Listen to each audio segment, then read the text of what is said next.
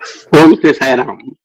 భగవాన్ దివ్యశ్రీ చరణాలకు హృదయపూర్వక అభివాదాలు చేసుకుంటూ ఈ రోజు ఏఎస్పి చెన్నై గ్రూప్ లో మనం ఆహ్వానాన్ని మన్నించి ముఖ్య అతిథిగా శ్రీ ఆర్విఎస్ ప్రసాదరావు గారు ప్రత్యేకమైనటువంటి ఆధ్యాత్మిక సత్సంగాన్ని ఇవ్వటానికి వచ్చినందుకు ఈ విధంగా మనందరి తరఫున, మన అధినేత దంపతుల తరఫున, మన తరఫున వారికి హృదయపూర్వకమైనటువంటి స్వాగతం, సుస్వాగతం. వారు ప్రసంగించబోయే ముందు ఒక 2 నిమిషాలు వారిని గురించి పరిచయం చేసుకున్నాం. వీరి యొక్క పూర్తి పేరు శ్రీమాన్ రామరాజు వెంకట శివప్రసాదరావు గారు.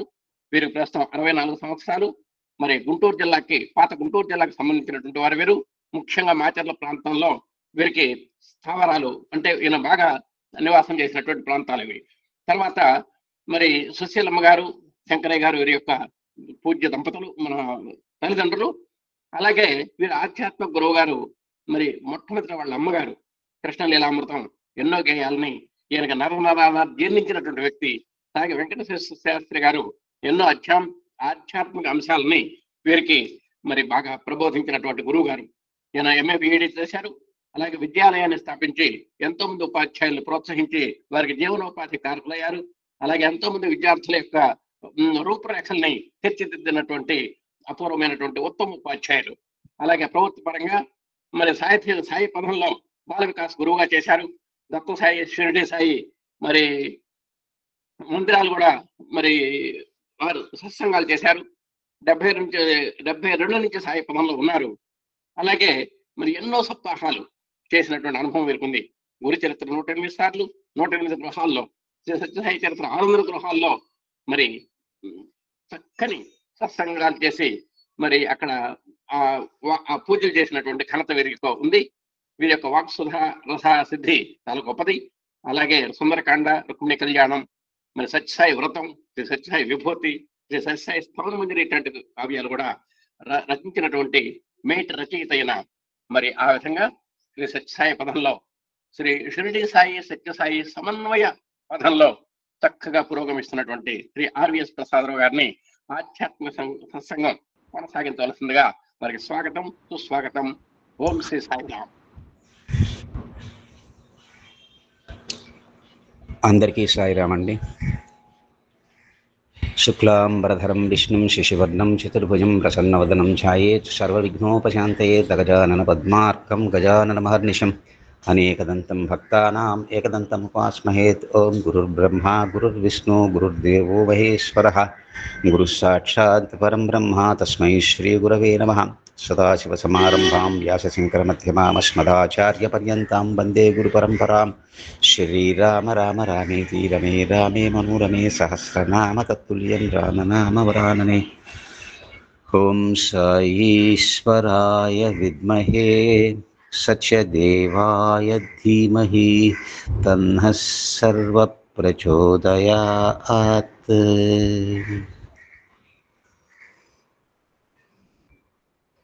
సాయి బంధువులందరికీ పాద నమస్కారం చేసుకుంటూ మన లక్ష్మీనారాయణ సాయిరాం లక్ష్మీనారాయణ దంపతులకు నమస్కారం చేస్తూ, స్వామి పాద పద్మాలకు నమస్కరిస్తూ, సాయి భక్తులైన అందరికీ కూడా నమస్కారం చేసుకుంటూ, స్వామి యొక్క ప్రేమతత్వం ఈ విశేషాన్ని గురించి ఈ అవతారంలోనైనా ఇంకా ముందు ఎక్కడైనా ఉందా? అసలు ఆ ప్రేమ అంటే ఏమిటి? మనం అనుకున్నది ప్రేమేనా? మనది ప్రేమ, స్వామిది ప్రేమ. స్వామి చెప్పిన ప్రేమతత్వం మనం ఆచరిస్తున్న ప్రేమకు ఏమిటి సంబంధం? భేదం ఏమైనా ఉందా అనేటువంటి విషయాన్ని గురించి ప్రస్తావన చేసుకోబోయే ముందు ఒక చిన్న విషయం చెప్పుకుందామని. ఇంతకుముందు అవతారమైనటువంటి ఆయన ఉన్నది షిరిడిలో, ఈయన ఉన్నది పుట్టింది పుట్టపర్తి అయినా నివసించింది ప్రశాంతి నిలయం. షిర్ అడి షిరిడి, షిర్ అడి షిరిడి అండి. షిర్ అంటే శిరస్సు, తల. అడి అంటే పాదం అండి. శిరస్సు నుంచి పాదం వరకు, లేదా పాదం నుంచి శిరస్సు వరకు ఇందుట్లోనే భగవంతుడు ఉన్నాడు అనేటువంటి సత్యాన్ని చెప్పేదే షిరిడి అనేటువంటి క్షేత్రం. షిరిడి అంటే ఎక్కడో మహారాష్ట్రలో అహ్మదానగర్ జిల్లాలో ఉన్నటువంటి క్షేత్రం కాదండి. సరే షిరిడి అని పేరు పెట్టాం అన్నిటికీ మామూలుగా అంతవరకే. కానీ వాస్తవంగా సాయినాథుడు ఎక్కడున్నాడంటే నీలో ఉన్న సాయిని ఉపాసన చేయి. షిరిడి అనేటువంటి పేరుతోటి షిర్ అడి, శిరస్సు నుంచి పాదం వరకు ఉన్నటువంటి క్షేత్రాన్ని షిరిడి అంటాం. దీంట్లోనే సాయినాథుడు ఉన్నాడు. స ఆయి, అమ్మతో కూడిన అయ్యా, శరీరం అమ్మ, లోపల చైతన్యం అయ్యా. చెప్పుకున్నాం ఈ విశేషాలన్నీ కూడా. ప్రశాంతి నిలయం. ప్రశాంతి నిలయం ఆంధ్రప్రదేశ్లో అనంతపురం జిల్లాలో పుట్టపర్తిలో ఉన్నది. అది క్షేత్రం. కానీ మన శరీరం కూడా క్షేత్రమే. ఇది కూడా ప్రశాంతి నిలయం చేసుకోవాలి. నీ యొక్క శరీరాన్ని, నీ హృదయ క్షేత్రాన్ని ప్రశాంతి నిలయం చేసుకో అనే బోధ చేయటం కోసమే ప్రశాంతి నిలయం అని పెట్టారు. కేవలం అనంతపురం జిల్లాలో ప్రశాంతి నిలయం అయినట్లయితే ప్రశాంతి సౌధం అని పేరు పెడితే సరిపోతుంది. ప్రశాంతి నిలయం, విశ్వమంతా ప్రశాంతి నిలయం కావాలి. ప్రతి శరీరం ప్రశాంతి నిలయం కావాలి. ఆ ప్రశాంతి నిలయం, ప్రతి శరీరము ప్రశాంతి నిలయమే. ప్రశాంతి నిలయమైనటువంటి ప్రతి శరీరంలో సత్యసాయి ఈశ్వరుడు ఉన్నాడు. అందరి పట్ల చూడండి, మనం సాటి మానవుల్ని మాత్రమే ప్రేమిస్తున్నామండి. చాలామంది చెప్పేటువంటి ధర్మంలో సాటి మానవుణ్ణి ప్రేమించండి అనేటువంటి మాట చెప్తున్నారు. పరమాత్మ చెప్పింది అది కాదు. సర్వజీవ ప్రేమే సర్వేశ్వర ప్రేమ. ప్రతి ప్రాణిని ప్రేమించు. ఆయన నిర్మించినటువంటి ఈ విశ్వాన్ని ప్రేమించు. ప్రతి ప్రాణిని 84 లక్షల జీవరాశులను ప్రేమించేటువంటి తత్వం సాయినాథుడు. అందుకే సాయినాథుడి అవతారంలో ఆ గుర్రాన్ని దగ్గరికి తీసుకొచ్చుకున్నాడు. దానికి పేరు కూడా పెట్టాడు శ్యామకర్ణ అని చెప్పేసి. ఎంత ప్రేమగా చూశాడు. ఆ గుర్రాన్ని ఒక భక్తుడికి బాధ్యత అప్పచెబితే ఒకరోజు కొడతాడు. కొడితే ఈయనకు తగులుతుంది దెబ్బ. అంటే అంత ప్రేమగా చూశాడు ఆయన. అంత ప్రేమ ఉంది. ఈ అవతారంలోకి వచ్చేసరికి తర్వాత గుర్రాన్ని ఎందుకు తీసుకొచ్చుకున్నాడు అనేటువంటి దాని రహస్యార్థం. చంచల స్వభావానికి గుర్తు గుర్రం. ఆ గుర్రాన్ని చూసి నీలో ఉన్న చంచలత్వాన్ని పోగొట్టుకోమనేటువంటి బోధ చేయడం కోసం గుర్రాన్ని దగ్గరికి తీసుకొచ్చుకున్నాడు. ఈ అవతారంలో ఏనుగుని దగ్గరికి తీసుకొచ్చాడు స్వామి. ఆ ఏనుగుకు సంబంధించినటువంటి ఆ తొండ ఉన్నటువంటి ముఖాన్ని ఏం చెప్తామంటే వినాయకుని గురించినటువంటి నామాలలో సుముఖాయ నమః. సుముఖం, ఆయన ముఖం చూస్తే పొద్దున్నే చాలా మంచి జరుగుతుంది. సుముఖాయ నమః, అద్భుతమైనటువంటి శుభాన్ని ప్రసాదించేటువంటి ముఖం సుముఖం. ఏనుగు చాలా తెలివైనటువంటి జంతువు. తర్వాత చాలా పద్ధతి అయినటువంటి విశేషం. దాని నడక, దాని విధానం చాలా పద్ధతిగా ఉంటుంది. ఏనుగులా మనం ఉండాలి. ఏనుగు తత్వాన్ని, ఏనుగు లాంటి తెలివితేటలు, ఏనుగు లాంటి తత్వాన్ని మనం స్వీకరించాలి అనే బోధ చేయటం కోసం ఏనుగు తీసుకొచ్చుకున్నాడు. ఏనుగు ముఖం చూస్తే సౌభాగ్యం ఉంటుంది, భోగభాగ్యాలు కూడా వస్తాయి. అందుకని ఏనుగుని తీసుకురావటం జరిగింది స్వామి. అంటే వారు ఏ విధానం చూసినా అద్భుతమైనటువంటి విధానం. లోక కళ్యాణం కోసం అందరి పట్ల వారికి ఉన్నటువంటి ప్రేమతో అందరూ సుభిక్షంగా ఉండాలి. ఇదిగో ఈ పనులు చేస్తే సుభిక్షంగా ఉంటారనేటువంటి విషయాలని చాలా అద్భుతంగా చెప్పారు వారు. ఇంకా ఇక్కడ వారి ప్రవర్తన, వారి దగ్గరికి వెళ్తున్నాం. నేను పుట్టపర్తి వెళ్ళానండి అంటారు. పుట్టపర్తి వెళ్ళిన తర్వాత అక్కడికి వెళ్తారు, ఇక్కడికి వెళ్తారు, అవి చూస్తారు, అవి స్వామి అవి కట్టారు. చూస్తే చూడండి, కాదని చెప్పటం లేదు. కానీ అక్కడ ఉన్నటువంటి అద్భుతం సత్యసాయి. ఇంకా ఏది అద్భుతం కాదు, సత్యసాయి మాత్రమే అద్భుతం. ఆ 5 అడుగుల శరీరం, 5.5 అడుగుల శరీరమే అత్యద్భుతమైనటువంటిది. ఆ అద్భుతాన్ని గుర్తించాలి, ఆ అద్భుతాన్ని చూడాలి. ఆ అద్భుతం ప్రతి క్షణం. పోయినసారి వెళ్ళాను, చూసాం. మళ్ళీ ఇప్పుడు నేను 10 సార్లు వెళ్ళాను పుట్టపర్తి, 15 సార్లు వెళ్ళాను, స్వామిని చాలాసార్లు చూసాం, అటు ఇటు తిరుగుతాను రండి అంటారు. మీరు 100 సార్లు, 108 సార్లు పుట్టపర్తి వెళ్ళినా, 1000 సార్లు పుట్టపర్తి వెళ్ళినా, మరొకసారి పుట్టపర్తి వెళ్తే ఆయన ఇచ్చేటువంటి అనుభవం కొత్తగానే ఉంటుంది, విశేషంగానే ఉంటుంది, ప్రత్యేకంగానే ఉంటుంది. ఆ ప్రేమ తత్వం అనేటువంటిది ఇట్లా ప్రసరిస్తున్నది మన మీదికి అనేటువంటి విషయాన్ని మనం జాగ్రత్తగా పట్టుకోవాలి. చూస్తే ఈ ప్రేమతత్వాన్ని గురించి ఆలోచించేటప్పుడు ఇంతకు ముందు అవతారం కృష్ణావతారంలో కూడా చెప్పింది ప్రేమతత్వమేనండి. శ్రీకృష్ణ అవతారం వాస్తవంగా ఎట్లా అంటే ఆ గోవర్ధనగిరిని ఎత్తుతాడు పాపం ఆయన స్వామి.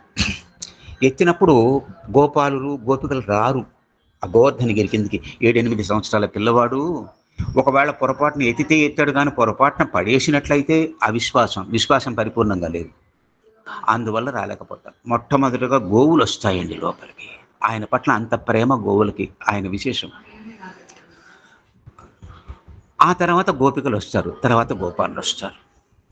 అంతా అయిపోయి గోవర్ధనగిరి వర్షం తగ్గిన తర్వాత గోవర్ధనగిరిని కింద పెట్టిన తర్వాత ఈ విశేషమంతా చేసి మా గోవులను కాపాడాడు అని చెప్పేసి కామధేనువు తెలుసుకొని ఈయన దగ్గరికి వచ్చేసేసి గోక్షీరంతో అభిషేకం చేస్తుంది. రామావతారంలో పట్టాభిషేకం ఉంది, కానీ కృష్ణావతారంలో పట్టాభిషేకం లేదు. ఇదిగో గోవింద పట్టాభిషేకం అన్నమాట. ఆ గోవింద పట్టాభిషేకం ఎందుకయిందంటే ఆయన ఆ గోట్ క్షీరంతో అభిషేకం చేసి, మా గోవులకు నోరు లేదు అయినా వాటిని బాగా అర్థం చేసుకున్నావు, చాలా ప్రేమగా చూశావు, ప్రేమగా చూసి మా గోవులను రక్షించావు కాబట్టి నీకు పట్టాభిషేకం చేస్తున్నాను కృతజ్ఞతాపూర్వకంగా అని చెప్పేసి ఆమె ఆ పట్టాభిషేకం చేస్తుంది ఆ గోమాత. అప్పుడు స్వామి చెప్తాడు, గోవింద అని ఎప్పుడైతే నన్ను పిలుస్తారో నేను పరిగెత్తుకొస్తాను అని చెప్పేసి. గోపు విందుడు గోవిందుడు, గోవిందుడు, గోవు విందుడు గోవిందుడు, గోపు విందుడు గోవిందుడు. గోవు అంటే ఆవులను రక్షించాడు కాబట్టి గోవిందుడు, గోపు అంటే జీవులను రక్షించాడు కాబట్టి గోవిందుడు. అట్లా అయినాడు గోవిందుడు. ఇవాళ తిరుపతిలో గోవింద గోవింద ఆనాడు కృష్ణ పరమాత్మ చెప్పిన మాటను ఆధారంగా చేసుకుని గోవింద గోవింద అనేటువంటి మాటలను చెప్తున్నాం. ఆనాడు అన్ని ప్రాణులను కూడా ప్రేమించినటువంటి తత్వమే భగవద్ అవతార తత్వం. ప్రతి ప్రాణిని ప్రేమించినటువంటి తత్వమే అన్ని ప్రాణులను కూడా. అంటే మనమందరం నేర్చుకోవలసినటువంటి విశేషం ఏమిటంటే, తెలుసుకోవలసింది కేవలం మానవుల్ని ప్రేమించడం కూడా విశేషమే కాదంటం లేదు. కానీ పరమాత్మ సృష్టిలో సర్వజీవులు ఉన్నారు, సర్వజీవులను ప్రేమిద్దాం, అన్నిటిని ప్రేమిద్దాం. దాన్ని కూడా పరమాత్మ సృష్టించాడు. అన్నిటి పాత్రతోటి ఈ ప్రపంచం నడుస్తున్నది. కేవలం ఒక్క మానవుడితోటి నడవట్లేదు ప్రపంచం, అన్నిటి పాత్రతోటి. మనకు తెలియదు, పాముకు కూడా పాత్ర ఉంది, పెద్ద పులికి కూడా పాత్ర ఉంది, సింహానికి కూడా పాత్ర ఉంది. ఈ విశేషాన్ని జాగ్రత్తగా పరిశీలన చేసుకున్నట్లయితే స్వామి ప్రేమతత్వాన్ని మనం కొంత అర్థం చేసుకుంటాం. ఇది సాయినాథుడి అవతారంలో ఎట్లా వచ్చింది ప్రేమతత్వం అనేటువంటి విషయాన్ని కనుక చూసుకున్నట్లయితే, సాయినాథుడు ఈ రఘువీర పురందరి అనే ఒక భక్తుడు ఉన్నాడండి. ఈ రఘువీర పురందరి అనేటువంటి భక్తుడు అద్భుతమైనటువంటి భక్తుడు, ప్రభుత్వోద్యోగి. ఎక్కువ సెలవులు పెట్టేసేసి షిరిడి వచ్చి చేస్తుంటాడు. ఈయన కోసం వస్తున్నాడు కదా, సెలవులు వస్తూనే ఉంటాయి, ఆయన అనుగ్రహం. ఆయనతో బాంధవ్యం పెంచుకోవాలి అని రఘువీర పురందరే భావన, అతని దగ్గర చేసుకోవాలని సాయినాథుడి యొక్క అనుగ్రహం. ఒకసారి పల్లకి ఉత్సవం అంటే ఎవరో పల్లకి తీసుకొచ్చి ఇచ్చారు, దానికి 2 వెండి సింహాలు ఉన్నాయి. ఆ పల్లకి ఉత్సవం చేశారు, అంతా అయిపోయిన తర్వాత మసీద్ దగ్గర ఆ పల్లకిని పెట్టేశారు. ఆ రాత్రి జరిగింది. మరుసటి రోజు పొద్దున్నే ఆ 2 వెండి సింహాలను ఎవరో ఎత్తుకొని పోయినారు.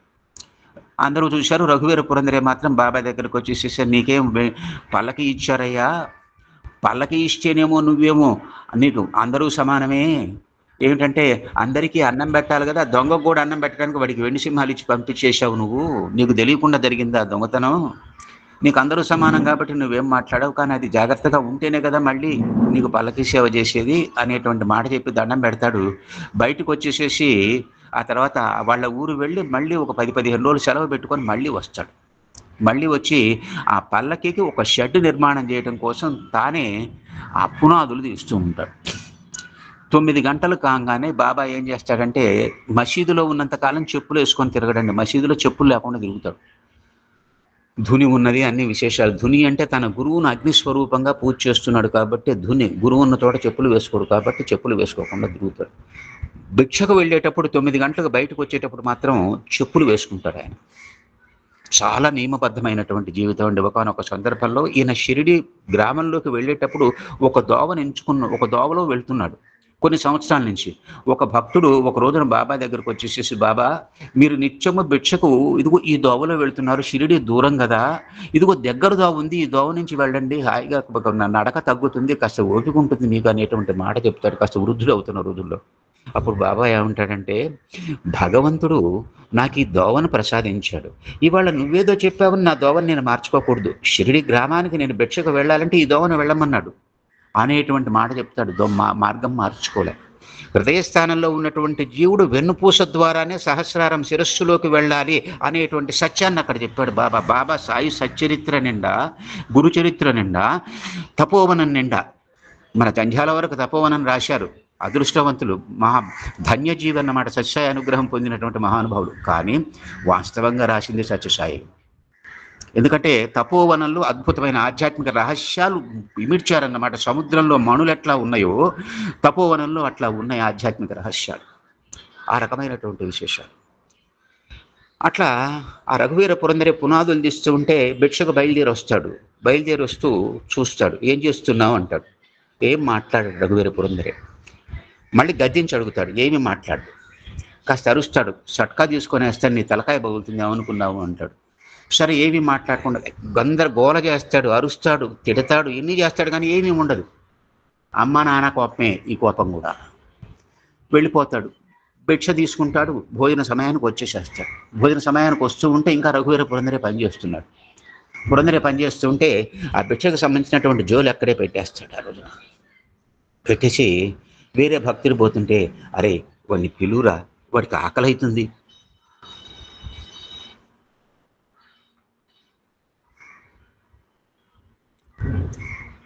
ఆయన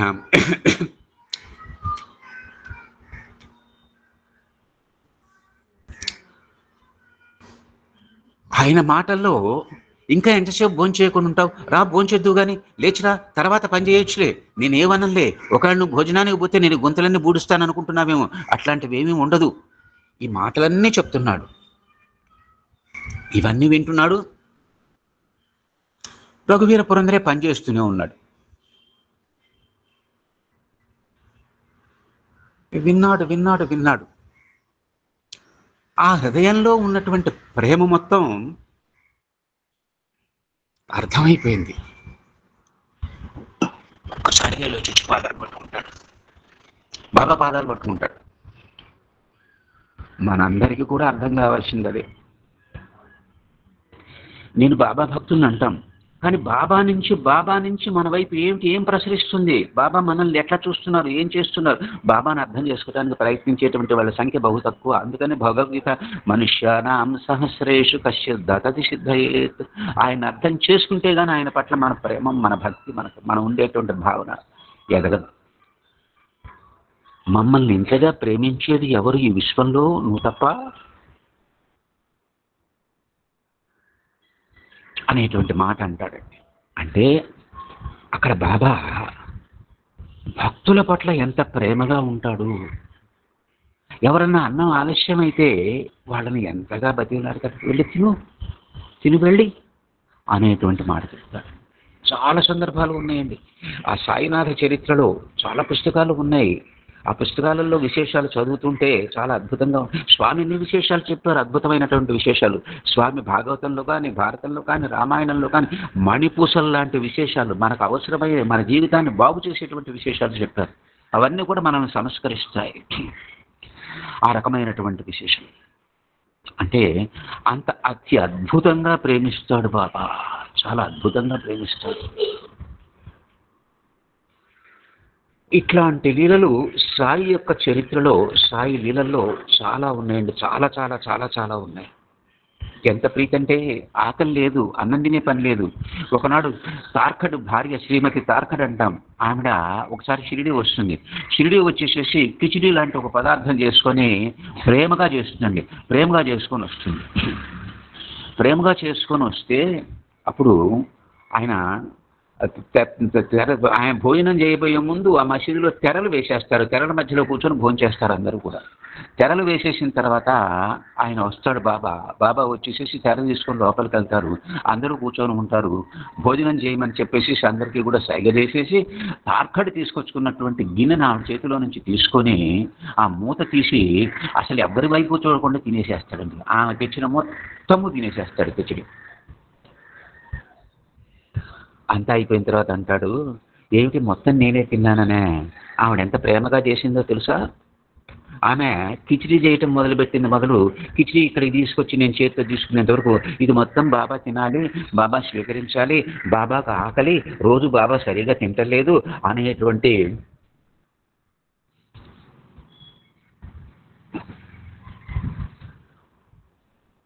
ప్రేమతో,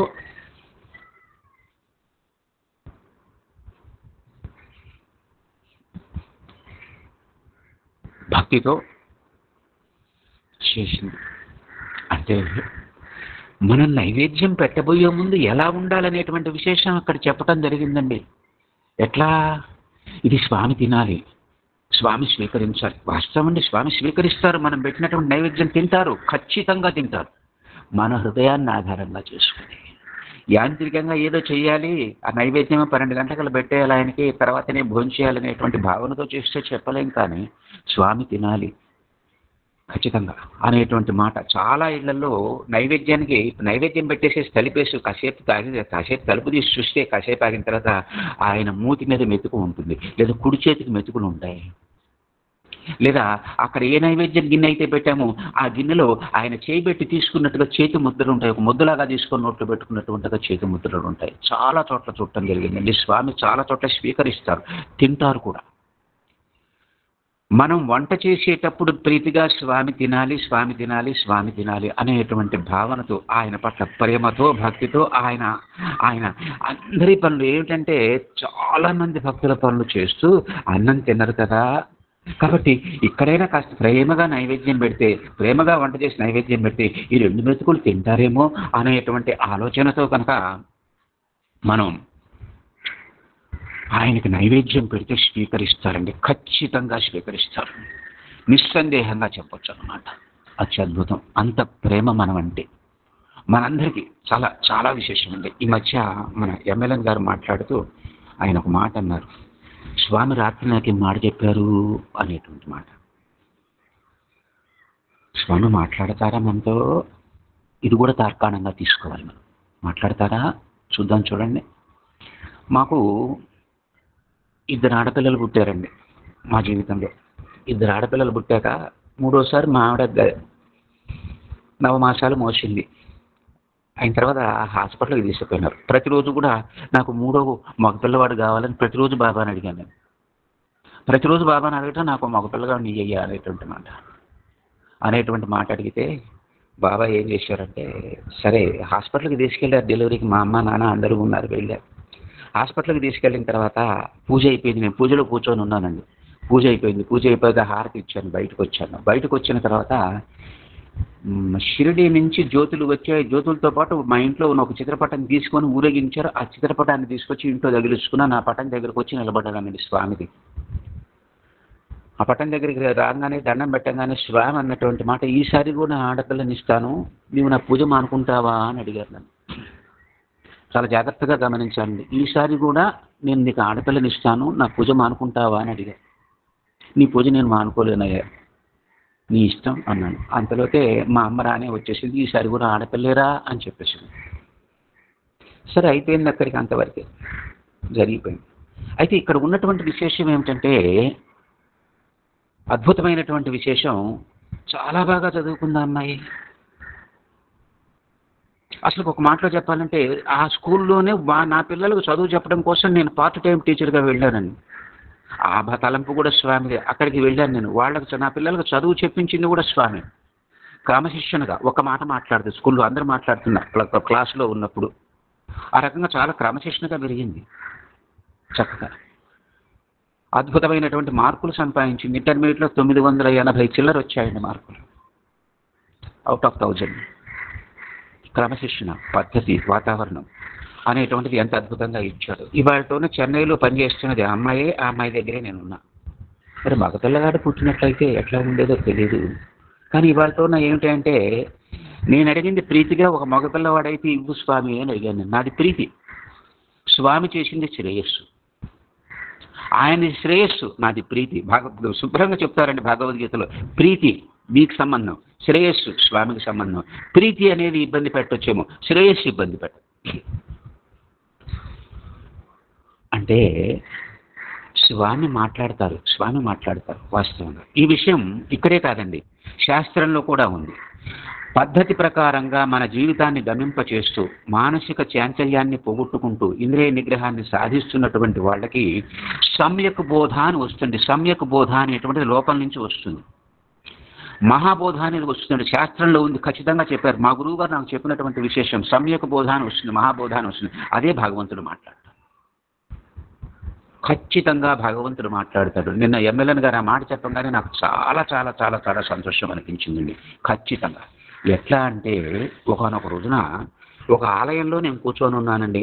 రామాలయంలో కూర్చొని ఉన్నా. ఆ రామాలయంలో కూర్చొని ఉన్నప్పుడు నైవేద్యం అయిపోయింది, హారతి అయిపోయింది. 80 సంవత్సరాల పైగా ఉన్నటువంటి ఒక వృద్ధుడు కాషాయ బట్టలు కట్టుకొని లోపలికి వచ్చి నా పక్కన కూర్చున్నారు.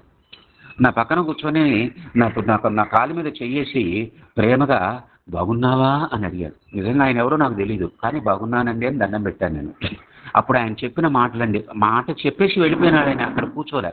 ఏం చెప్పాడంటే, చూడు వీళ్ళందరూ కూడా రామాలయానికి వచ్చారు, రాముడికి దండం పెడుతున్నారు, కానీ రాముడిని పలకరించడం లేదు ఎవరు అని అడిగాడు. అనగానే నేను ఆశ్చర్యపోయాను. అవును నిజమే, రాముడు అందరినీ పలకరిస్తాడు. సాధనలో ఉన్నటువంటి వాడు, మనస్సును ఇంద్రియాలను నియమించినటువంటి వాడికి ఆ మాటలు వినిపిస్తాయి, ఆ రూపం చైతన్యంగా కనిపిస్తుంది. సాధారణమైనటువంటి ప్రపంచంలో ఈ కనిపించే ప్రపంచమే నిజమనేటువంటి భావనతో ఉన్నటువంటి వాడికి ఆయన విగ్రహంగానే కనిపిస్తాడు. నిగ్రహిస్తే కదా ఆ మాటలు వినిపించేది నీకు, ఆయన కనిపించేది, ఆ చైతన్య రూపం కనిపించేది అనేటువంటి మాట చెప్తూ నీతో మాట్లాడాడు, నాతో మాట్లాడాడు, వీళ్ళందరితో మాట్లాడాడు. పరమాత్మ అందరితో మాట్లాడతాడు. ఒక్క జన్మ తల్లి అయితేనే మనల్ని అమ్మ అని బయట నుంచి పిలిస్తే పరిగెత్తుకుంటూ బయటకు వస్తుంది. ఆ అమ్మకు ఆ ప్రేమను ప్రసాదించినటువంటి తండ్రి ఆయనైతే కోటి తల్లుల ప్రేమ సాయిది, మరి ఆయన ఎందుకు పలకరించడు? మన అందరితోటి సాయి మాట్లాడతాడు. వినటానికి ప్రయత్నం చేయండి, వినటానికి ప్రయత్నం చేయండి. స్వామి మాటలు అద్భుతంగా ఉంటాయండి, చాలా విశేషంగా మాట్లాడతాడు. ప్రతి ఒక్కళ్ళతోటి మాట్లాడతాడు. అందులో ప్రతి ఒక్కళ్ళతోటే కాదు, ఆ ఏనుగుతోటి కూడా మాట్లాడతాడు స్వామి. అన్ని ప్రాణులతోటి మాట్లాడతాడు స్వామి. వేలు ఇట్లా ఇట్లా కదిలిస్తుంటారు చూడండి, మన కంటికి కానరాని సూక్ష్మ జీవులకు తన స్పర్శను ప్రసాదించి వాటి జన్మను పునీతం చేస్తున్నాడు. అలా వేలు కదిలించడంలో ఆ సూక్ష్మ జీవుని అంతటి అద్భుతమైనటువంటి ప్రేమతత్వమే సాయినాథుడి యొక్క తత్వం, సత్యసాయి యొక్క తత్వం. చాలా అద్భుతమైనటువంటి ప్రేమ అండి, విశేషమైనటువంటి ప్రేమ. ఎంత ప్రేమగా ఉంటారు. ఒకానొక సందర్భంలో ఒక ఆవిడ వచ్చేసింది ఇతర దేశాల నుంచి. ఆవిడకి ఎంతో కష్టం వచ్చేసింది. కష్టం వచ్చేసిన తర్వాత ఆమె దగ్గరికి వస్తారు. ఆమె దగ్గరకు వచ్చేసేసి, బాబా ఆ కళ్ళనీళ్ళు పెట్టుకున్నటువంటి ఆవిడ మీ శిరస్సు మీద చేయి వేసింది. మీరు అమ్మా బాబా ఉన్నాడు కదా, స్వామి ఉన్నాడు కదా, స్వామి చూసుకుంటారు, ఏడవ బాబు నువ్వు అని చెప్పేసి కళ్ళనీళ్ళు తుడిచారు. నిజంగా చాలా సందర్భాలు చెప్పడానికి వీళ్ళేది కోకొల్లలైనటువంటి సందర్భాలండి. ఆ సందర్భాలు చాలా అద్భుతమైనటువంటి సందర్భాలు. ఇంకా కొన్ని ఏంటంటే ఇక్కడ చెప్పుకోవాల్సిన విశేషాలు. మన అనిల్ కుమార్ గారి విషయాలు చాలామంది చెప్పారు, చాలా అద్భుతంగా చెప్పారు, చాలా విశేషంగా చెప్పారు. అనిల్ కుమార్ గారితో నాకు పరిచయం అండి, ఒక మోస్తరుది, పెద్ద పరిచయం ఏం కాదు. ఎట్లా అంటే ఒక పుట్టినరోజుకు స్వామి దగ్గరికి వెళ్ళాను నేను. స్వామి దగ్గరికి వెళ్ళినప్పుడు దగ్గరికి వచ్చారు స్వామి. వచ్చేసేసి చీర గాలిలో దిప్పేసేసి ఒక 5 పంచముఖ రుద్రాక్షను నా చేతిలో వేశారు. చేతిలో వేసి నా వైపు నవ్వుకుంటూ చూస్తూ, ఇదే కదా నీకు కావాల్సిందే అన్నారు. అది ఇప్పటికి కూడా పూజలో ఉంది, నిత్యం అభిషేకం చేసుకోవటం జరుగుతుంటుందండి, స్వామి అనుగ్రహం.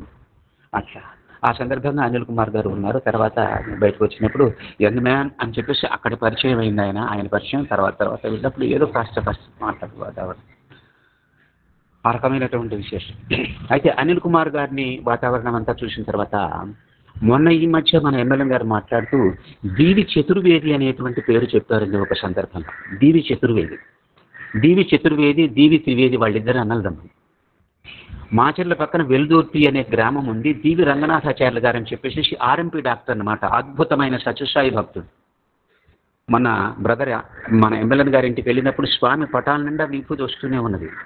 అట్లాగే ఆయన అద్భుతంగా సేవ చేస్తాడు. ఆర్ఎంపీ డాక్టర్ అందరికీ సేవ చేస్తాడు. ఎట్లాంటి సేవ అంటే 4 ఏళ్ళ అబ్బాయికి ఏం జబ్బు అర్థం కాదు, తల వేలాడేసుకొని ఉంటాడు, నీరసంగా ఉంటాడు. పెద్ద స్పెషలిస్ట్ దగ్గరికి తీసుకుపోయినారు, కుదరలే. ఎవరు చెప్పారు? వెల్దుర్తి డాక్టర్ గారి దగ్గరికి తీసుకొస్తే షుగర్ టెస్ట్ చేయించుకురాండి అని చెప్పగానే షుగర్ టెస్ట్ చేయించుకొని వస్తే 5 ఏళ్ల పిల్లవాడికి షుగర్ ఉంది. అప్పుడు ఆ షుగర్ మా పిల్లవాడికి ఆ పిల్లవాడు బాగుపడ్డాడు. అదంతా కూడా స్వామి అనుగ్రహం అన్నమాట. ఒకనొక సందర్భంలో బాగా పరిచయం, స్వామి డివోటీ అన్నమాట. స్వామి డివోటీ కాబట్టి మంచి పరిచయం. ఆయన నన్ను బాగా ప్రేమగా చూస్తాడు. అప్పటికే నాకు 35 ఏళ్ల వయసులోనే ఆయనకి 80 ఏళ్ల పైగా ఉన్నాయండి. అద్భుతంగా సేవిస్తాడనమాట రోగుల్ని, చాలా విశేషం అనమాట. ఆయన మా నాన్నగారికి ఒకసారి ఒంట్లో బాగలేకపోతే ఆయన ఇంటికి తీసుకెళ్ళాను నేను. తీసుకెళ్తున్నప్పుడు చాలాసార్లు వచ్చారు ఇంటికి. వెళ్తుంటే ఆయన నా ముందు నడుస్తున్నారు, నేను ఆయన వెనక నడుస్తున్నాను, పెద్దవారు కాబట్టి. ఆయన ఇల్లు దాటి వెళుతుంటే డాక్టర్ గారు చాలాసార్లు వచ్చారు కదా, ఇదే ఇల్లు మనది అనేటువంటి మాట చెప్పానండి నేను. ఆ మాట చెప్పినప్పుడు ఆయన అన్నటువంటి మాట ఏమిటంటే, నిజమేరా అరే అని పిలుస్తారు నన్ను ప్రేమగా, నిజమేరా, కానీ నిరంతరము స్వామి ఆలోచనలో ఉంటుంది కదా హృదయం. కళ్ళేమో ఆయన రూపాన్ని చూడాలని ఉంటాయి, హృదయమేమో ఆయన ఆలోచనలు, ఆయన లీలలు, ఆయన విశేషాలు గుర్తు చేసుకుంటూ ఉంటుంది. ఆ దూరంలో వెళ్ళిపోతున్నాలే అన్నారు. నాకు చాలా ఆశ్చర్యం అనిపించింది, ఆనందం అనిపించింది. ఆ స్థితి నాకు ఎప్పుడు వస్తుంది? మహానుభావులైనటువంటి వాళ్ళని చూసినప్పుడు వాళ్ళకి నమస్కరిద్దాం గౌరవంగా, కానీ ఆ స్థితిని పొందటానికి ప్రయత్నం చేయాలి. వాళ్ళు మనకు ఆ రకంగా ఆదర్శాన్ని ప్రదర్శించడానికి, మన భవిష్యత్తును నిర్ణయించడానికి వచ్చిన వాళ్ళే మహానుభావులు. ఎలాగా ఎలాగా ఎలాగా స్వామి చెప్పేటువంటి ప్రేమతత్వంలో అందరినీ ప్రేమిస్తూ ఎవరిని ద్వేషించకుండా, మనస్సులో కూడా ఎవరిని గురించినటువంటి నిందారోపణలు చేయకుండా ఉండేటువంటి స్థితి కనుక ఉంటే, ఒకరిని గురించి నిందిస్తే వారికి తెలియకపోవచ్చేమో, స్వామికి తెలుస్తుంది. స్వామికి తెలిస్తే అదో రకంగా మన వైపు చూస్తాడు. ఎందుకురా ఇంకా నిందిస్తావు, మానవ జన్మకొచ్చి కూడా నీవు ఇంకా పశువులాగా ప్రవర్తిస్తావేమిటి అన్నట్లుగా అనిపిస్తుంటుంది. సాధనండి, మనం బాగుపడాలి. స్వామి వచ్చింది మనల్ని బాగు చేయడం కోసమే. మనం బాగుపడితే, మనం సరైన ఆధ్యాత్మిక మార్గంలో వచ్చి మనం 10 మందికి కనుక సేవ చేస్తుంటే స్వామి చాలా ఆనందిస్తాడు. బాగుపడ్డటువంటి బిడ్డలను చూసి తల్లి ఆనందించినట్టుగా స్వామికి మనకు ఉన్న బంధం అది. ఎప్పటికీ కూడా స్వామితో ఉన్నటువంటి బాంధవ్యం అది. మనం బాగుపడాలి, స్వామి మార్గంలో ఉండాలి. ఎవరిని నిందించవద్దు, ఎదుటివారు బాధపడే విధంగా ప్రవర్తించవద్దు. వీలైతే ఎదుటివాళ్ళు సంతోషపడే విధంగా ప్రవర్తించడానికి ప్రయత్నించే, లేకపోతే మౌనంగా ఉండు. అంతే తప్ప నీవు భావంతో కానీ, మాటతో కానీ, కర్మతో కానీ ఎవరిని ఇబ్బంది పెట్టవద్దు. ఇది నిజమైన పూజ అండి. స్వామికి దగ్గర కావాలంటే ఈ పూజ చేయాలి. మనందరం ఏమనుకుంటామంటే, పత్రి తీసుకొచ్చి వేస్తే స్వామికి ఇష్టం, పూలు తీసుకొచ్చి వేస్తే స్వామికి ఇష్టం, నారాయణ సేవ చేస్తే స్వామికి ఇష్టం. అవన్నీ ఇష్టమే, కాదని చెప్పటం లేదు, కానీ అన్నిటికంటే ఇష్టం ఏమిటంటే మనం ఈ మార్గంలో వెళ్తే మాత్రం స్వామికి చాలా ఇష్టం. మనందరం ఈ రకమైనటువంటి విధానంలో ఉంటే స్వామికి ఇష్టం. మన జీవితాన్ని చక్కదిద్దడానికి వచ్చినటువంటి సద్గురు స్వరూపం అమ్మ, నాన్న, గురువు, దైవం, ఈ 4 తత్వాలు కలబోసుకున్నటువంటి తత్వం స్వామి. ఒక్కొక్క సందర్భంలో అమ్మలా కనిపిస్తారు, ఒక్కొక్క సందర్భంలో నాన్నలా కనిపిస్తారు, ఒక్కొక్క సందర్భంలో గురువులా ఉపదేశిస్తారు, ఒక్కొక్క సందర్భంలో దైవంగా హెచ్చరిస్తారు. స్వామితో బాంధవ్యం అది. స్వామిని చూస్తున్నప్పుడల్లా ఒక్కొక్కసారి ఒక్కొక్క విశేషం కానవస్తుంది. అది చిత్రపటం కాదు, స్వామి. స్వామి పటాలు లేవింట్లో స్వామి ఉన్నారు, స్వామి విగ్రహాలు లేవింట్లో స్వామి ఉన్నారు. స్వామి తిరుగుతున్నారు, స్వామి వెనక నేను తిరుగుతున్నాను. స్వామి పక్కన కూర్చున్నాను, స్వామి పాదాల దగ్గర కూర్చున్నాను, స్వామితో భోంచేస్తున్నాను, స్వామితోనే పడుకున్నాను, నేను స్వామితోనే నిద్రిస్తున్నాను. నేను నిద్ర లేచేది స్వామి లేచి నన్ను నిద్ర లేపుతాడు. లేరా అని లేపుతాడు. కుడికాలు కింద పెట్టు, ఎడంకాలు పెట్ట, కుడికాలు కింద పెట్టు, తూర్పు వైపునాడు, అదిగో నాకు దండం పెట్టు అంటారు ఆయన. స్వామితో ఉన్నాం మనం. స్వామి మాట్లాడుతున్నారు. ప్రతి హృదయం పుట్టపర్తే, ప్రతి ఇల్లు పుట్టపర్తే, ప్రతి దేహం పుట్టపర్తే, ప్రతి దేహం ప్రశాంతి నిలయమే, ప్రతి ఇల్లు ప్రశాంతి నిలయమే, ప్రతి శరీరము ప్రశాంతి నిలయమే. ప్రశాంతి నిలయం కానిది లేదు. ఇసుక రేణువుతో సహా, ఇసుక రేణువు నుంచి ఆకాశం వరకు అంతా ప్రశాంతి నిలయమే, అంతా ప్రశాంతి నిలయమే, అంతా ప్రశాంతి నిలయం. ఇది మనకు అర్థం కావాల్సినటువంటి విశేషం. సాధనలో అర్థమవుతుంది, ఖచ్చితంగా అర్థమవుతుంది. స్వామి మనల్ని ఎంత అద్భుతంగా నడిపిస్తారు, ఎంత క్రమశిక్షణలో పెడతారు, ఎంత ప్రేమతత్వాన్ని నేర్పుతారు. మనలో ఉన్నటువంటి దివ్యత్వాన్ని మేలుకొల్పి మనకు అవగతమయ్యే విధంగా, మనకు అర్థమయ్యే విధంగా చేయటం కోసమే స్వామి వచ్చారు. ఘటన సమర్థులు. అట్లా అర్థం చేసుకోవాలి, అట్లా ఉండాలి. పుట్టపర్తి వెళ్తేనే వెళ్ళండి, వెళ్ళొద్దని చెప్పటం లేదు, కానీ సాధనలో పుట్టపర్తి వెళ్తేనే స్వామి కాదండి, స్వామితో నేనున్నాను. చాలా సందర్భాల్లో చెప్పాడు. ఆయన ఆ బ్లడ్ బ్యాంకులో పనిచేశారు సత్యనారాయణ గారితో. వచ్చినప్పుడు నీకేం తెలుస్తుంది, నీతో పాటు నేను వచ్చాను పుట్టపర్తి, నువ్వు ఇంట్లో బస్సు ఎక్కి వచ్చావు కదా, ఆ బస్సులో నేను నీ పక్కన కూర్చొని వచ్చాను. ఇప్పుడు మళ్ళీ నిన్ను తీసిపోయి నీ ఇంట్లో వదిలిపెట్టేది నేనే. ఆడపిల్ల ఉందా నీకు? చెల్లెలుందా? చెల్లెలు పెళ్లి చేశావా?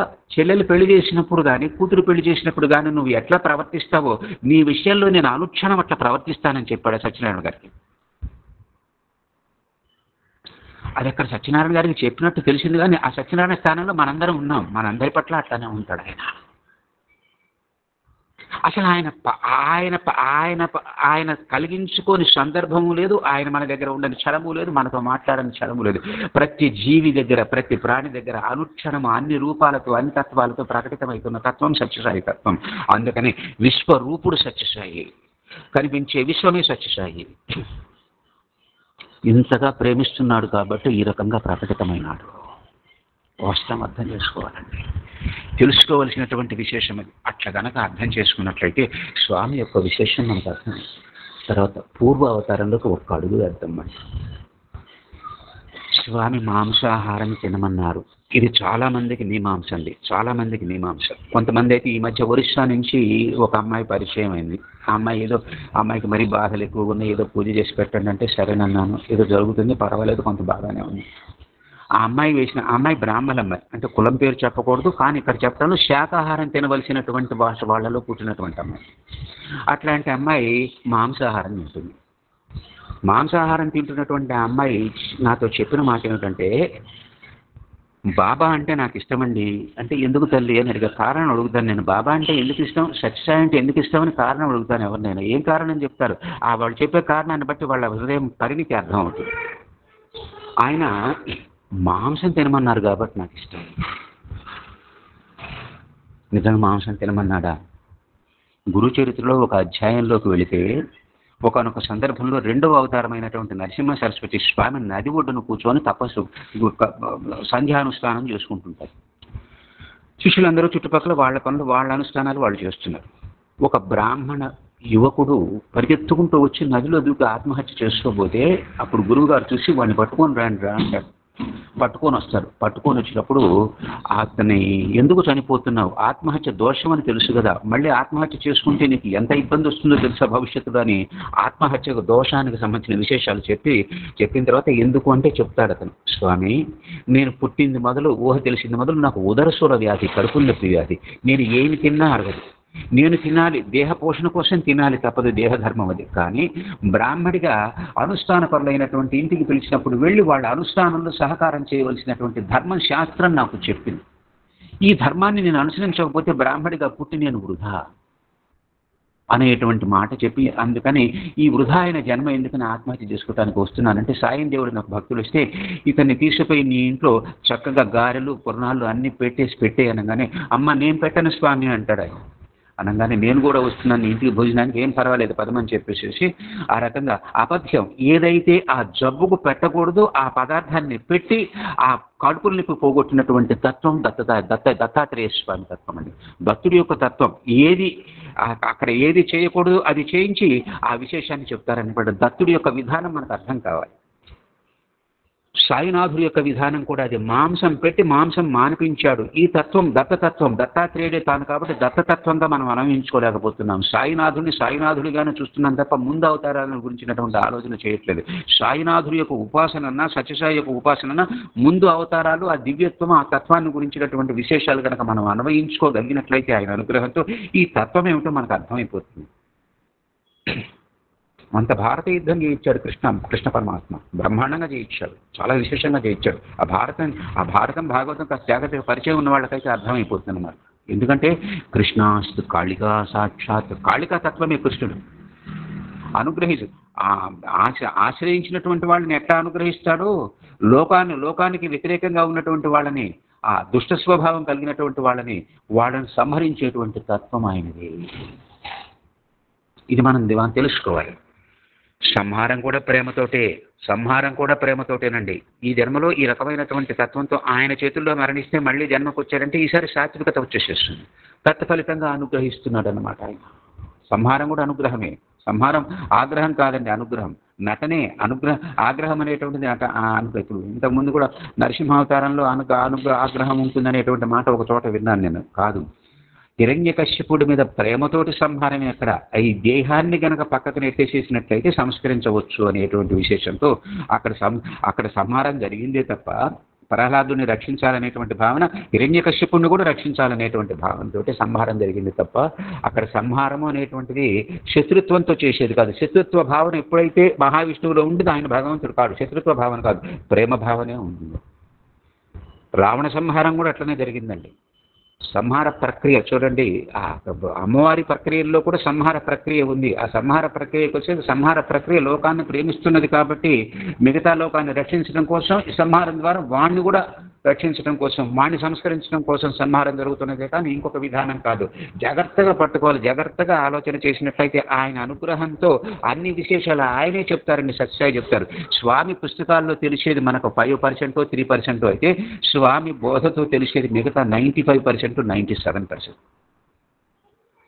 చాలా అనుభవాలు ఇస్తారు. అనుభవంతో అనుభవ జ్ఞానం చాలా ప్రసాదిస్తారు. నిజంగా మహానుభావులైనటువంటి వాళ్ళు మాట్లాడుతూ ఉంటే వాళ్ళ మాటల్లో వచ్చేటువంటి విశేషాలు కొన్ని అయితే పుస్తకాలలో దొరకవు. స్వామి చెప్పేటువంటి విశేషాలు చాలా పుస్తకాల్లో దొరకవండి.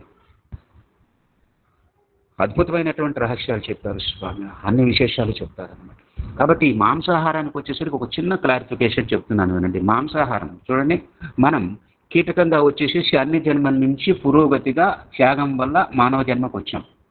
ఇప్పుడు తెల్లటి గోడ మీద ఎరుపు రంగు వేస్తే తెలుపు రంగు కాస్త ఎరుపు రంగు అయిపోతుంది గోడ.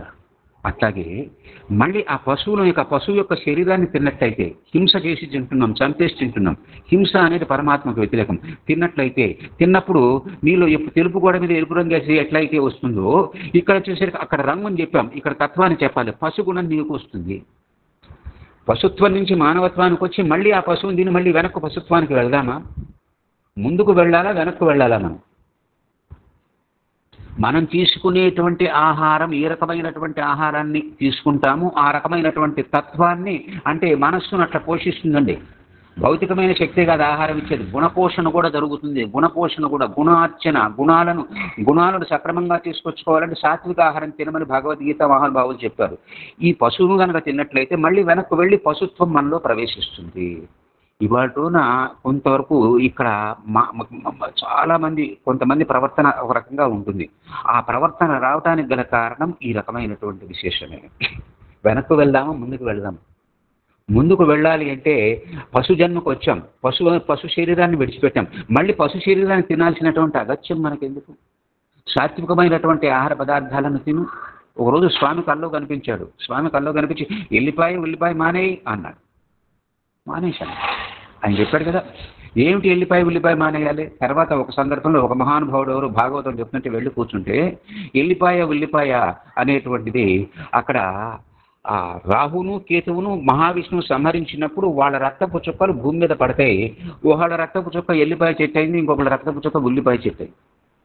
ఆ రకమైనటువంటి విశేషంతో వచ్చిన ఉల్లిపాయ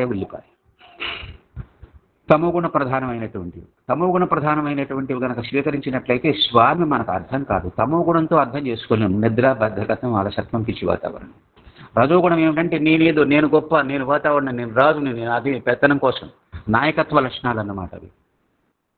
అది రజోగుణం. జన్మల నుంచి వచ్చాను, ఎన్నో జన్మల నుంచి వచ్చాను, ఈ జన్మలోనన్నా బాగుపడదాం అనేటువంటి భావనతో సద్గురువు అయినటువంటి మహానుభావుడు పాదాలు పట్టుకొని ఆయన వదిలిపెట్టకుండా సేవించుకొని పోగలిగినట్లయితే అది సాత్వికత అవుతుంది. కాబట్టి ఈ సాత్వికత రావాలంటే ఆహారం యొక్క పాత్ర కూడా ఉందండి. కాబట్టి ఆహారం పాత్ర ఉన్నది కాబట్టి ఆహారాన్ని సాత్వికం చేసుకోవాలి.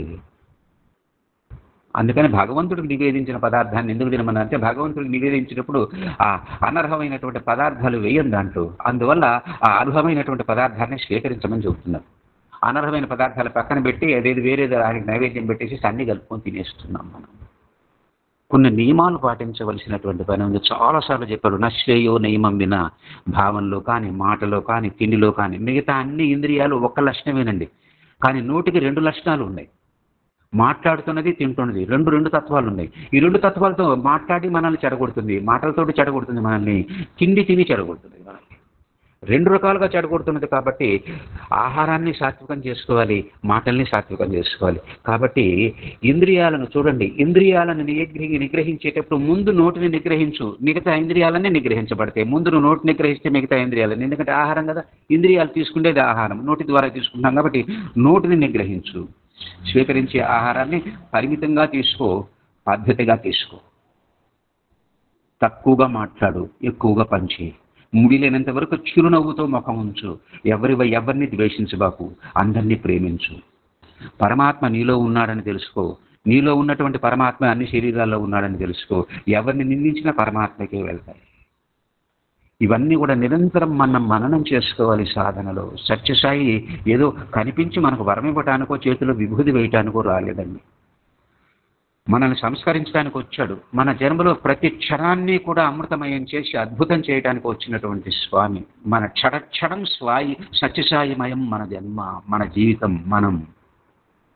ఇది మాత్రం అందరూ గుర్తుపెట్టుకోవాల్సింది. తర్వాత ఈ మాంసాహారానికి వచ్చేసరికి ఇది ఈ రకమైనటువంటి విశేషం చెప్పాం కదా. చెప్పిన తర్వాత హింసకు వచ్చేసరికి హింసతో కూడినటువంటి ఆహారం తినవలసిన పని లేదండి. మరొక ప్రాణి, దానికి కుటుంబం ఉంటుంది.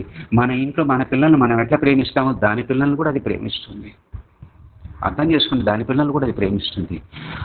దాన్ని తీసుకొచ్చి నువ్వు ఆహారంగా పెట్టేసుకొని తింటే దాని తల్లిదండ్రులు లేని పిల్లలను చూసి ఎట్లా జాలిపడతామో ఆ పిల్లలను చూసి జాలిపడము. అవి కూడా రేపు మనం తినేదేగా అనేటువంటి భావనతో ఉంటున్నాం మనం. ప్రపంచాన్ని నడపటానికి అన్ని జీవులను సృష్టించాడే కానీ నువ్వు తినటానికి మాత్రం సృష్టించలేదు. ఇది గుర్తుపెట్టుకోవాలి. స్వామి అదే చెప్పింది. మాంసం తినేవాళ్ళు, మద్యం తాగేవాళ్ళు, ధూమపానం చేసేటువంటి వాళ్ళు నా భక్తులను చెప్పుకోవద్దు. అర్థం చేసుకోవాల్సినటువంటి విశేషం అండి. స్వామి తత్వాన్ని ఉపాసన చేయాలి. స్వామి తత్వాన్ని ఉపాసన చేయాలి. సత్యసాయి భక్తుడు వీడు ఎప్పుడవుతాడంటే సత్యసాయి విధానాన్ని పరిపూర్ణంగా స్వీకరించి, సత్యసాయి అంటే పుట్టపర్తిలో కాదు, ఇదిగో ఇక్కడ ఉన్నటువంటి ఈ ఆలోచనలు, ఇదిగో ఈ మాటలు, ఇదిగో ఈ పనులు అన్ని కూడా సత్యసాయి పనులే. సత్యసాయి అంటే దూరంగా లేడు, ఇక్కడే ఉన్నాడు. ప్రతి ఒక్కళ్ళము సత్యసాయిగా తయారు కావాలి. ప్రతి ఒక్కళ్ళము సత్యసాయిలా, అందరం కూడా సత్యసాయిలా అనిపించాలి. ఆ రకమైనటువంటి విశేషం. బ్రహ్మార్పణం బ్రహ్మహవి. బ్రహ్మమును కోరినవాడు బ్రహ్మమే అవుతున్నాడు. సత్యసాయి ఉపాసన చేసినవాడు సత్యసాయి కావాలి. ఉపాసన అంటే అది పెద్ద ప్రక్రియ కాదండి, మనం చేయలేంది కాదు. నిరంతరం ఆయన రూపాన్ని, ఆయన తత్వాన్ని, ఆయన మాటల్ని గురించినటువంటి ఆలోచన చేయటమే ఉపాసన. ఆలోచన చేయగా ఆయన మాటలు అబ్బుతాయి, ఆయన తత్వం అబ్బుతుంది. మనం కదులుతుంటే ఆయన కదిలినట్టే ఉంటుంది. సాధనలో ఇది మనకు సంక్రమిస్తుంది. తల్లి తండ్రి పోలికలు శరీరానికి ఎట్లా వస్తాయో పరమాత్మ తత్వం మనకు అట్లాగే అబ్బుతుంది. ఇది నగ్న సత్యం. ఇందుకోసం మనందరినీ ఈ రకంగా తయారు చేయటం కోసం, మనం ఏ స్థాయిలో ఉన్నామో ఆ స్థాయి నుంచి మనల్ని ఉన్నతిని తీసుకురావడం కోసం సాయినాథుడు వచ్చాడే కానీ ఇంకెందుకో కాదండి. ఒక మాటలో చెప్పాలంటే మన జన్మ ప్రతి క్షణం మనం ఎక్కడికి వెళ్తే మనతో పాటు అక్కడికి వస్తాడండి. మనతో పాటు పక్కన కూర్చుంటాడు, వస్తాడు. ఆయన అసలు పట్టించుకోము, మనం తీసేస్తుంటాం. స్వామితో వచ్చాం కదా, అంత ముద్ద స్వామికి పెడతామా? స్వామి తిను. ఆయనకు దాహం ఇస్తుంది కదా, ఆయన దగ్గర గ్లాసు పెడుతున్నామా? ఇది ప్రేమ అండి. ఇదిగో ఇట్లా బదులు కావాలి. రాత్రిపూట పడుకుంటూ తల కింద ఒక సీసా పెట్టుకుంటున్నాం, ఒక చెంబు పెట్టుకుంటున్నాం నీళ్లు. మరి స్వామి దగ్గర మంచినీళ్ళు పెడుతున్నామా? భోజన సమయానికి 12 గంటలకు ఆయనకు భోజనం పెడుతున్నామా? అసలు ఆయన ఆలోచనలు, ఆయన తత్వం, ఆయన గురించినటువంటి విశేషం ఆలోచిస్తున్నామా? లక్ష్మీబాయి షిండేనే ఒకసారి భోజనం వండుకొని రాకపోతే తింటానంటాడు. స్వామి తింటాడు అనేటువంటి మాటతోటి వండుకొని వస్తుంటే ఒక నల్లటి కుక్క వస్తుంది, రాయి వేస్తుంది ఆ కుక్క వైపు. తర్వాత వండుకొని అన్ని పెట్టుకొని తీసుకొని పోతే బాబా అంటాడు, నీ ముంగిట్లోకి వస్తే పెట్టలేదు కానీ ఇక్కడికి వచ్చి నువ్వేం పెడతావులే అంటాడు. నీ ముంగిట్లోకి వస్తే పెట్టలేదు కానీ ఇక్కడికి వస్తే ఏం పెడతావులే. స్వామికి అన్నం పెట్టడం అంటే ఆ సమయానికి నువ్వు భోంచేసే సమయానికి, భోజన సమయానికి ఏ ప్రాణి వచ్చినా తరమొద్దు, అంత భోజనం పెట్టు, దాని ఆకలి తీర్చు. అందుకని సాయినాథుడు ఒక పిడికెడన్నా నువ్వు వంట వండంగానే, నైవేద్యం పెట్టంగానే నిండు తప్పాల్లో ఒక పిడికెడన్నం తీసిపోయి బయటికి లక్షలాది అతిథులను ఆదరించినటువంటి ఫలితం నీకు దక్కుతుంది. చిన్న చిన్న ప్రాణులు తింటాయి. ఎన్ని తింటాయో, ఎన్నిటికి ఆకలి తీరుతుందో ఆలోచన. మన ఆలోచనతోటి ఈ బంధనం కనుక చేసినట్లయితే మధ్యాహ్నం 12 గంటలకు లోకంలో ఏ ప్రాణి ఆకలితోటి ఉండదండి. అది చెయ్యకనే ఎన్ని ప్రాణులు మధ్యాహ్నానికి ఆకలితో, ఎన్ని ప్రాణులు. అందరం కనుక మనకు 2 చేతులు ఇచ్చాడు, కుడి చేతి ఆ పిడికెడు తీసిపోయి కనుక బయట గోడ మీద పెట్టేస్తే చాలా ప్రాణులు తింటాయి. ఒక నియమంగా చేద్దాం. ఒక నియమంగా చేస్తే ఎన్ని ప్రాణులు. మధ్యాహ్న సమయానికి అన్ని ఆకలి అనేది లేకుండా అన్ని ప్రాణులు ఉండాలి.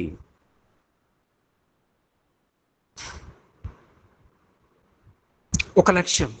అందరికీ వస్త్రాలు ఉండాలి, అందరి శరీరాన్ని కప్పుకోవాలి. ఇది ఒక లక్ష్యం. చేతైందేది నేను చేయాలి. ఈ 2 చేతులు ఇచ్చాడు, ఈ 2 చేతులతో ఏం చేయగలుగుతాను నేను గరిష్టంగా అది చేస్తాం. ఈ లోకానికి చెయ్యాలి. అందుకోసమే నాకు చేతులు ఇచ్చాడు. నన్ను ఉపయోగించుకోమని కాదు, నా కోసం కాదు స్వామి చేతులు ఇచ్చింది, లోకం కోసం చేతులు ఇచ్చాడు.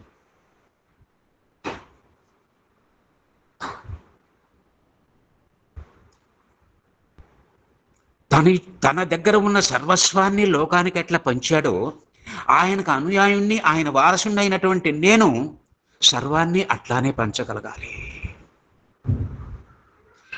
ఇది సాయి విధానం, సాయి తత్వం, సాయి ప్రసాదించింది ఇది. ఈ రకంగా కనుక మనం ఉండగలిగినట్లయితే నిజంగా మనం సత్యసాయి మార్గంలో ఉన్నటువంటి వాళ్ళు అవుతాం. అద్భుతమైనటువంటి విశేషం అండి సాధన. సాయి సాధన అంటే ఇది. నిరంతరం ఆ రూపాన్ని గురించి కేశ కిరీటధారి అయినటువంటి ఆయన గురించినటువంటి ఆలోచన చేయటం, ఆ తత్వాన్ని ఉపాసన చేసుకోవటం. ఏ సందర్భంలో ఏం మాట్లాడాడు, ఎప్పుడు ఎవరితో మాట్లాడుతున్న స్వామిని గురించినటువంటి మాటలు చెప్పాలి. లోపల ఆలోచనలు అవే ఉండాలి. రాత్రి పడుకున్న తర్వాత నిద్రపోయే మధ్యలో కూడా స్వామిని గురించినటువంటి ఆలోచన. నిద్ర లేవటంతో మొట్టమొదటి క్షణం స్వామి గుర్తుకు రావాలి. రాత్రి స్వప్నంలో కూడా సాయి ఉంటాడు. ఆయనకు ప్రాధాన్యతనిస్తే ఆయనలా తయారవుతావు, లోకానికి నువ్వు పనికొస్తావు.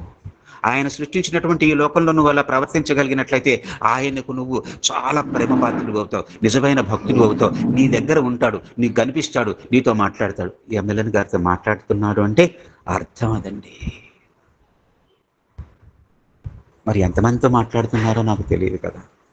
ఎవరితోటి మాట్లాడుతున్నా, ఎవరికి అంటే ఆయన అందరితోటి మాట్లాడతాడు. ఆయన మాట్లాడుతున్నది మనకు అర్థం కావటం అంటే ఒక అర్హత మనకు వస్తేనే, మనకు క్వాలిఫికేషన్ వస్తేనే, ఆ రకమైన స్థితి వచ్చినప్పుడే. ఆయన అందరి చుట్టూ ఉన్నారు, ఆయన్ను చూసే శక్తి, సూర్యుని చూసే శక్తి కళ్ళకు లేదు, ఆయన్ని చూసే శక్తి కూడా ఈ కళ్ళకు లేదు. ఆయన్ని చూడాలి అంటే ఈ కంటికి శక్తి రావాలి, సాధనతో వస్తుంది. ఆయన మాటలు చెవులు వినాలంటే చెవుకు శక్తి రావాలి, సాధనతో వస్తుంది. సాధన వల్ల ఈ శక్తి వస్తుంది. ఆయన మాటలు వినే శక్తి, ఆయన్ని చూసే శక్తి. నిరంతరం మన చుట్టూ తిరుగుతాడు. అమ్మ మనతో ఎట్లా అయితే ఉందో అట్లా మనతోటే ఉంటాడు, మన చుట్టూ తిరుగుతుంటాడు, మనల్ని చూసి నవ్వుతూ ఉంటాడు.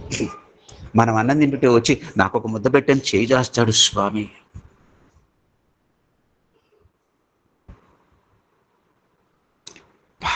ఆత్మబంధువు అండి. ఇదిగో ఇలా చెప్పుకుంటూ పోతుంటే మరి కాలాతీతం అవుతూనే ఉంటుంది. స్వామిని గురించి జన్మాంతం శరీరం ఉన్నంతకాలము కూడా మాట్లాడుకున్న మాటలు తరగవు. ఆ సాధన అద్భుతం, ఆ రూపం అద్భుతం, ఆ తత్వం అద్భుతం. సత్యసాయి అణువణువు అద్భుతం, అద్భుతం, అద్భుతం. అందరికీ సాయిరాం అండి. సాయిరాం, సాయిరాం, సాయిరాం. ఈ అవకాశం ఇచ్చినటువంటి ఎమ్మెల్యే దంపతులకి నమస్కరించుకుంటూ, స్వామి పాదపద్మాలకు నమస్కరిస్తూ, అందరికీ సాయిరాం చెప్తూ, అందరూ సాయి స్వరూపులు కాబట్టి అందరి పాదపద్మాలకు నమస్కరిస్తూ సాయిరాం, సాయిరాం, సాయిరాం అండి.